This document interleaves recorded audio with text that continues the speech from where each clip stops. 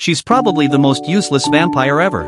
She always looks calm and mysterious, but when it comes to actually sucking blood, her true self shows. On her first day at the new school, everyone was drawn to her cool, mysterious vibe.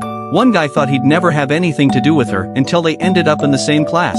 One day while cleaning the classroom, the guy asked her to help dust the top shelves, since, vampires are supposed to fly. She confidently said it was no problem. The next second, she crashed into the shelves and got buried under a pile of stuff. Trying to play it cool, she stood up and went back to her usual cold expression. But a moment later, she pulled out some snacks and started eating, dropping crumbs everywhere. The guy just stared.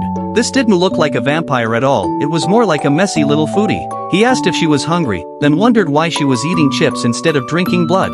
The moment he said blood, she crouched down, looking pitiful, saying she'd been trying hard not to think about it.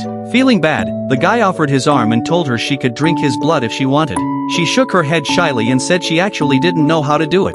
She explained that the human body is complicated, she can never get the veins or the pressure right. The guy was confused. Then why do you always act like you're ready to bite someone? She gave an awkward smile and said, that's just part of my image.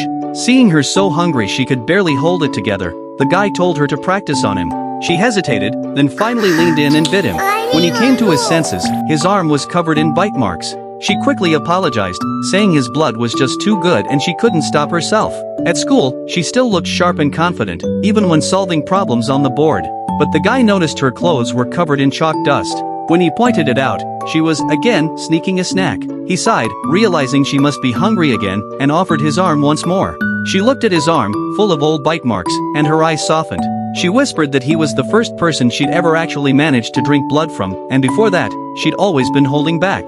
The guy smiled and told her he'd help her practice from now on. But once this little vampire finally learns how to bite properly, will he still make it out alive?